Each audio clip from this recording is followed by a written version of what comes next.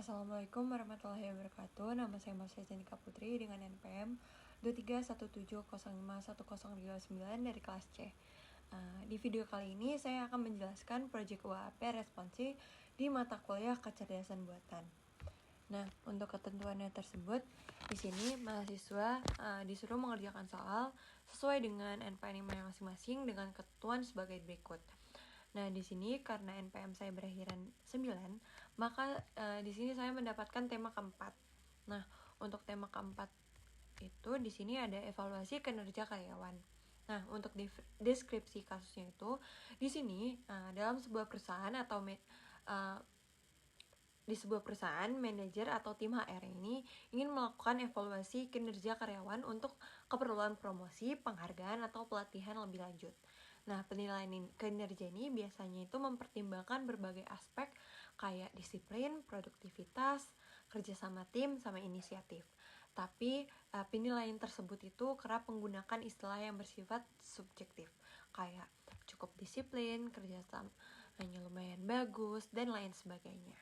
Nah, sistem ini ngebantu manajer untuk mengevaluasi kerja atau performa karyawan berdasarkan data yang linguistik dari observasi atau laporan bulanan. Nah, dengan Fuzzy Logic,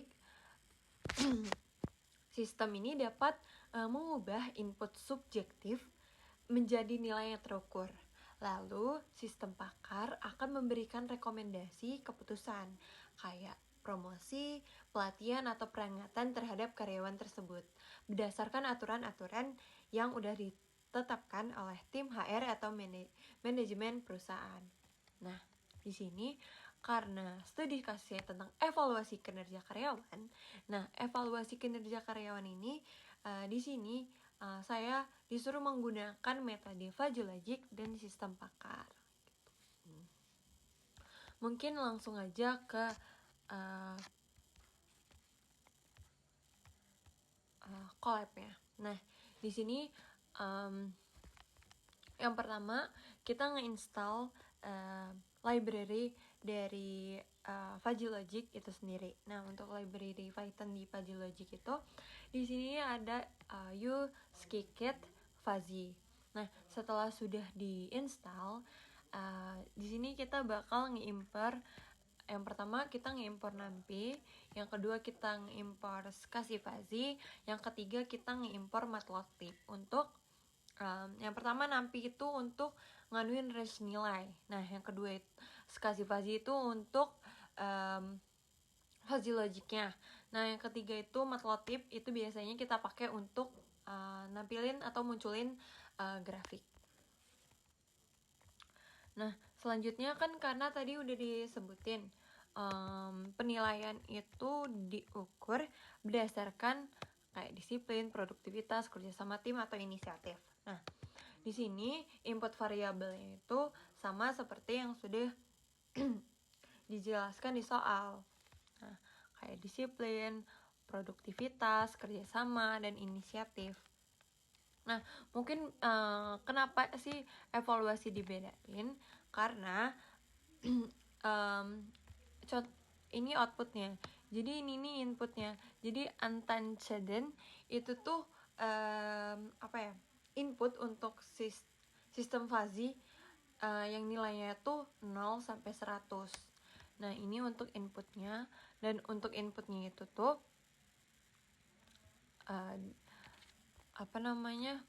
kita bakal ngegunain fungsi keanggotaan atau fungsi membership. Nah, di fungsi membership ini nih kita ngegunain 3 kategori. Yang pertama itu rendah, cukup, sama tinggi. Nah, ini kurang lebih tuh masih hubungan tuh sama ini. Nah, setelah kita udah nge-input hasil atau range dari disiplin, produktivitas, sama kerja sama timnya, setelah itu kita melakukan evaluasi. Makanya di sini beda sendiri. Dia konsekuen, ini output dari sistem fuzzy-nya itu untuk ngevaluasi kerja dari karyawannya. Nah, untuk evaluasi itu kita juga punya 3 kategori. Di sini tuh dia bakal diberi peringatan, pelatihan, atau promosi gitu. Nah mungkin bisa dibilang itu kurang lebih gini, ini masih ada kaitannya tuh sama ini, sedangkan hasil dari input ini itu bakal keluarnya itu evaluasi atau outputnya itu. Nah selanjutnya di sini ada aturan dari fuzzy logic yang udah ditetapin. Yang pertama itu kalau misalnya mostly dia tinggi semua, dia itu bakal diberikan promosi. Nah kalau misal dia disiplinnya cukup, produktivitasnya cukup, kerjasama timnya cukup, sistem itu bakal ngevaluasi, dia bakal diberi pelatihan lebih lanjut. Nah sedangkan kalau misal disiplinnya rendah, produktivitasnya rendah, dia bakal diberi peringatan. Nah selanjutnya jika kerjasama timnya rendah, inisiatifnya rendah, dan evaluasi yang dikeluarin itu bakal dia diberi peringatan. Selanjutnya itu ada disiplinnya tinggi, produktivitasnya cukup, inisiatifnya tinggi, kerjasamanya cukup, evaluasi yang bakal dikeluarin itu dia bakal diberi pelatihan. Nah sedangkan jika produktivitasnya tinggi, inisiatifnya tinggi, disiplinnya tinggi, evaluasi yang diberikan dia bakal promosi. Nah untuk sistem kontrolnya di sini yang pertama itu di sini untuk ngebaca dari rules yang udah kita buat. Nah selanjutnya kalau misalnya kita udah ngebuat rules di sini kita bakal nge-input atau simulasi dari sistem fuzzy logic yang udah dibuat. Nah mungkin langsung aja di sini saya bakal ngegunain 3 contoh penggunaan sistem ini dengan hasil yang rekomendasi yang berbeda-beda, kayak promosi, pelatihan, atau peringatan. Nah yang pertama itu promosi dulu kali ya, 90, 80, 85, sama 88. Nah di sini nih sistem bakal ngasih skor evaluasi kinerja karyawan. Nah di sini evaluasi kinerja karyawan itu ada 44,4 dari 100. Nah, ini menunjukkan karyawan tersebut patut diberi promosi atau diberi penghargaan. Nah untuk grafiknya itu seperti ini, karena dia mostly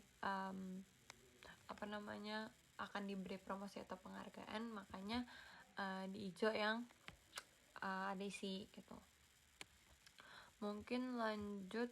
Nah untuk aturan itu ada di sini 40, kalau dia 70, dan selebihnya itu bakal.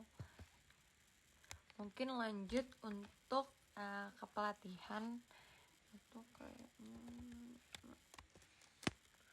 terus 50. Nah di sini karyawan itu evaluasi kinerja karyawan itu berupa 50 per 10% mungkin. Nah kalau di dalam persen kan. Nah karyawan tersebut akan diberi pelatihan. Nah output yang gue akan karyawan tersebut akan diberi pelatihan menunjukkan, namun masih perlu pengembangan dalam aspek pelatihan lanjutan dapat membantu meningkatkan kedisiplinan, produktivitas, atau inisiatif dari karyawan tersebut. Makanya ini yang keisi. Mungkin selanjutnya itu ada kita diberi peringatan 30, 35, 40, 25. Nah, di sini evaluasi kinerja karyawan itu jauh banget, kayak 16,33 dari 100. Nah, dari nilai ini karyawan diberi peringatan untuk disarankan dilakukannya evaluasi menyeluruh dan pendampingan inisiatif untuk perbaikan dari karyawan tersebut. Nah, dari ketiga contoh sebelumnya, kita bisa lihat bagaimana sistem fuzzy mampu memproses input yang bersifat subjektif. dan mengubahnya menjadi keputusan yang terukur kayak gini kan, terukur kan. Nah manajer atau tim HR ini tetap bisa ngelakuin penilaian karyawannya itu dengan konsisten, transparan, dan adil.